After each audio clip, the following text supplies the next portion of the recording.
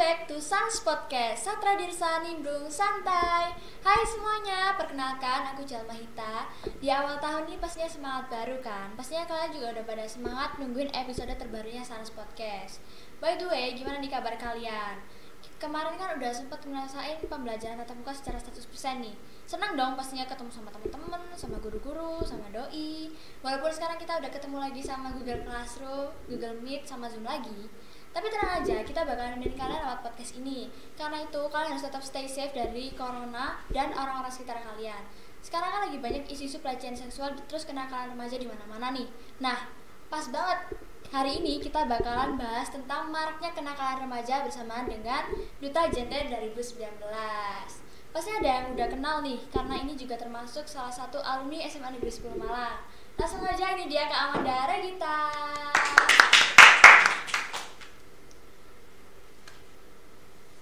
Assalamualaikum Kak Amanda. Waalaikumsalam.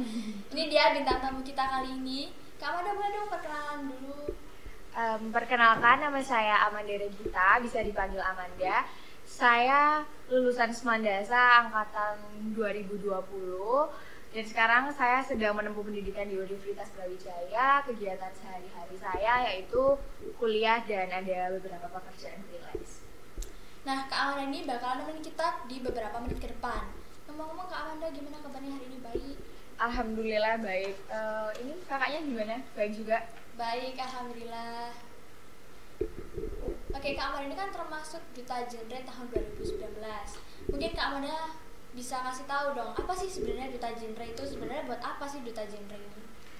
Jadi Duta Genre itu Duta Generasi Berencana yang diluncurkan oleh pemerintah melalui BKKBN atau Badan Kependudukan Keluarga Berencana Nasional. Nah, tujuannya itu memberikan pemahaman kepada remaja atau teman sebaya untuk menyiapkan kehidupan berkeluarga bagi remaja dari mulai jenjang pendidikan, kemudian karir ataupun pekerjaan, dan yang paling penting yaitu menikah dengan penuh perencanaan.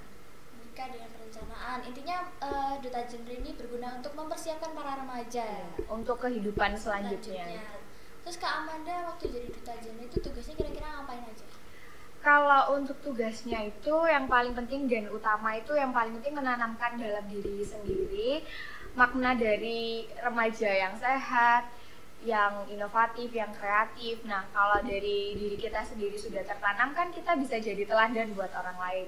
Di situ kita mulai terjun memberikan sosialisasi atau memberikan masukan-masukan kepada remaja tentang kehidupan berkeluarga melalui pemahaman usia-usia perkawinan, kemudian perencanaan pernikahan yang benar gitu. Oke. Nah, kan kegiatannya Kak Amanda selama menjadi Duta Genre kan kira-kira seperti itu. Nah, ngomong-ngomong soal maraknya kenakalan remaja nih, kalau dari Kak Amanda sendiri ini gimana sih solusi buat para remaja biar bisa menghindari dari hal-hal yang sedang booming saat ini?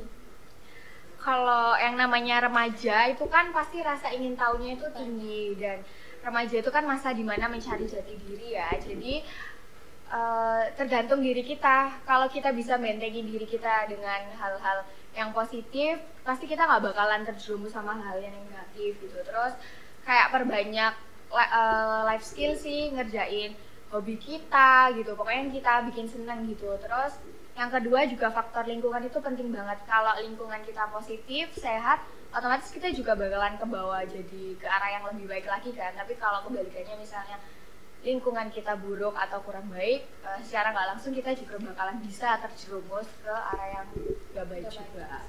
Intinya kita harus tetap ngontrol diri kita sendiri buat bisa jadi remaja yang sehat, kreatif, dan inovatif. Dan itu juga pilih-pilih teman itu sebenarnya itu penting ya. Banget ya. Tapi bukan pilih-pilih teman yang begitu, yang circle-circlean. Semoga kita selalu dijauhin dari hal-hal buruk yang seperti itu ya. Nah, ngomong-ngomong soal Duta Genre, kira-kira motivasinya Kak Amanda ikut Duta Genre waktu tahun 2019 itu apa sih? Sebenarnya kalau untuk motivasi awalnya nggak ada ya, karena dulu kan saya PMR, terus ditunjuk sama Bu Nunu buat mewakili SMA 10. Terus habis itu ya nggak nyangka juga tahap 1 lolos, tahap 2 lolos juga. Ternyata bisa menang kan, terus akhirnya itu jadi duta genre. Nah, karena saya sudah terpilih ya, mau nggak mau kan saya berarti diberi kepercayaan, jadi saya harus bertanggung jawab apa yang udah dikasih ke saya. Keren. Nah, itu sebenarnya juga salah satu contoh real life-nya kalau misalnya kita itu nggak pernah tahu kalau sebenarnya itu kita itu bisa, dan ternyata kita nggak akan pernah tahu kalau kita nggak nyoba. Jadi itu adalah salah satu kata-kata yang paling sering kita dengar ya. Basic tapi emang ya, secara nggak langsung emang relate banget gitu. Kayak kita nggak tahu alasan kita mau ikut ini tuh apa sih sebenarnya, tapi ya kita ikut aja gitu loh. Jangan pernah takut kalau belum dicoba, jangan pernah ngomong kayak nggak enak kalau kamu belum pernah coba gitu. Betul banget.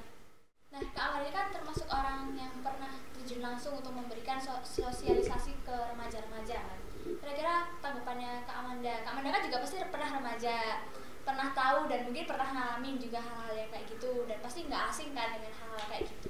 Nah, menurutnya Kak Amanda itu gimana sih caranya kita itu biar bisa apa ya, terhindar dari hal seperti itu selain kita mengontrol diri dan dari pertemanan juga?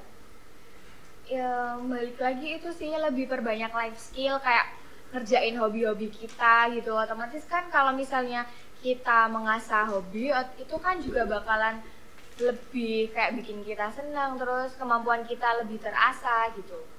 Sebenarnya kayak ngopi-ngopi keluar itu tuh penting nggak sih? Penting banget sebenarnya, menurut saya penting karena kita nggak harus di rumah terus. Soalnya kalau kita nongki, kita ngopi-ngopi itu kan kita ketemu orang baru, ketemu orang banyak. Di situ kita diajarin sosialisasi sama orang tuh gimana, jadi kita nggak monoton gitu loh, nggak itu gitu. Terus kita dibentuk jadi pribadi yang menyenangkan, yang humble. Nggak mungkin kan kalau kita di tongkrongan kita diem aja gitu. Ya itu kayak agak susah sebenarnya buat anak yang street parents ya. Tapi dengan adanya kita keluar sama temen itu kayak kita, oh ini loh dunia luar, ternyata ada ya tempat kayak gini. Terus kan ada kan kayak karena street parentnya dia sampai nggak tahu cara pesen gimana sih kayak gitu kan. Terus gimana caranya, sekarang ini kan lagi banyak banget kan kayak mental illness, anxiety, panic attack gitu kan, lagi di kalangan remaja. Mungkin itu juga terbawa dari adanya tren, tapi mungkin ada beberapa yang beneran ngalamin hal itu.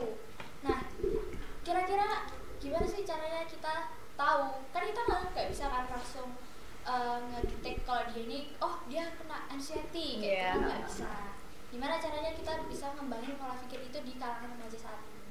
Sebenarnya kalau dari saya, kalau misalnya ngedetek kayak dia anxiety gitu kan, itu tuh bukan dari doktrin diri sendiri, itu tuh harus sebenarnya harus ke psikolog sih. Yang nggak boleh lebih profesional. Nggak boleh asal-asalan ngedoktrin diri sendiri gitu. Biasanya tuh kadang karena orangnya atau diri sendiri yang ngedoktrin diri gitu, otomatis kan mindsetnya berubah. Nah kalau mindsetnya berubah, jadi kan secara nggak langsung keseharian kita, kegiatan kita kan juga pasti berubah gitu.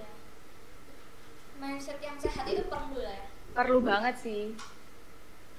Terus biasanya kalau mentalnya sehat itu faktor orang tua itu penting banget sih menurut saya ya. Karena kalau orang tuanya care terus nggak nuntut anaknya ini itu, pasti anaknya bakalan lebih biasa aja dan nggak mungkin ada problem-problem kayak gitu. Betul. Dan sekarang kan apalagi sekarang udah kayak ada kan kayak situs dokter online, ya kan? Ada, terus bisa langsung ke psikiater secara online juga. Jadi kan sebenarnya tuh lebih takut kalau anaknya tuh nggak terbuka sama orang tuanya, karena dia lebih melakukan hal-hal yang orang tuanya nggak tahu itu di belakang orang tuanya itu. Nah jadi itu sebenarnya ya faktor internal. Kita nggak bisa ikut campur kalau urusan latar belakangnya itu sih. Tapi sebisa mungkin kita sebagai temennya, kita juga harus apa ya, saling nge-coverin perannya orang tuanya itu, tapi kita sebagai temannya. Kak Amanda kan kuliah di UB, jurusan administrasi bisnis. Nah, waktu itu Kak Amanda masuk UB gimana sih? Aduh, kalau masuk UB-nya waktu itu saya lewat jalur prestasi ya. Terus apalagi dulu kan saya IPA gitu, terus tapi pengen ambil keduanya itu yang sosum. Terus ya iseng nyoba itu, ternyata keterima. Rezekinya ya, alhamdulillah. Nah, perbedaannya kira-kira waktu SMA sama perkuliahan kan pastinya ada contoh perbedaan yang sangat realitas sekali saat ini. Kalau untuk sebenarnya kelihatan banget ya, soalnya kan sekarang lagi daring gitu, jadi jarang banget yang namanya ke kampus gitu. Dan setahu saya kalau misalnya anak kuliah itu lebih individual gitu loh, dia lebih mentingin dirinya sendiri. Dan kalau SMA kan ya apalagi dulu aku masih tatap muka ya setiap hari, jadi ketemu gitu. Jadi sebenarnya pinter-pinter cari temen sih. Sebenarnya temen tuh nggak usah banyak-banyak, dikit aja nggak apa, tapi berkualitas. Jadi yang bisa support kita kalau kita lagi di bawah atau di atas gitu sih. Ya sebenarnya basic ya, balik lagi ya. Terus kan pasti di perkuliahan sama SMA pasti ada kan yang namanya circle-circlean. Kira-kira tips pilih circle yang baik itu gimana selain kita harus survei langsung? Kalau circle itu sebenarnya kalau saya sendiri ya, aku pribadi itu kalau temenan itu nggak usah pilih-pilih, kayak kita temenan sama siapa aja itu boleh banget. Cuman ya kalau untuk yang dekat, nah itu baru dipilihin. Maksudnya dipilih itu kan kayak ya kita mau cerita apa aja ke dia, terus kayak dia pasti support kita. Jadi gitu kayak kalau temenan mah nggak usah pilih-pilih, ke semuanya kita teman. Cuman kalau yang dekat harus lebih dipilih lagi. Jadi kita harus tetap friendly, tapi buat teman yang buat kita keep sendiri. Iya. Sebenarnya sih kan ada banyak yang maunya didengar doang. Iya. Kadang banyak orang tuh cuman pengen tahu, bukan peduli. Iya. Nah, bahas-bahas tentang remaja. Bisa diceritain nggak sih pengalaman remajanya Kak Amanda waktu ada di SMA 10 ini? Apa aja? Kalau untuk pengalaman remaja itu ya kayak remaja pada umumnya ya. Ya saya sempat nakal juga, kayak misalnya nggak ngerjain tugas, terus kabur pas pelajaran gitu sih. Tapi itu balik lagi gitu, misalnya kalau kamu nakal itu harus ada faktor lain yang didukung, jadi kayak kamu ngimbangin ini. Iya, harus balance. Jadi misalnya meskipun kamu nakal tuh kamu di lingkungan luar, kayak mungkin di organisasi itu kamu aktif gitu, kamu bisa ini itu, jadi nggak cuma asal nakal doang. Sebenarnya bukan nakal sih, lebih ke bandel nggak sih? Kalau nakal kan setahu saya tuh kayak seks bebas, narkoba gitu, tapi kalau bandelan susah dibilangin gitu. Lebih ke ini ya, kalau yang nggak ngerjain tugas, kabur itu kayaknya lebih ke apa ya, cari pengalaman yang agak menegangkan aja sama guru-guru di sekolah. Soalnya itu nanti itu bakalan tak terlupakan kan, loh kayak gini kan bisa diceritain. Nah, betul banget. Tapi ya sebenarnya nggak boleh dicontoh ya teman-teman. Tapi ya kayaknya hampir 90% sih kayak gitu. Terus kalau misalnya dulu waktu keangkatannya Kak Amanda itu pastinya ada dong isu-isu waktu di angkatannya Kak Amanda, kayak kenakalan yang terjadi waktu itu.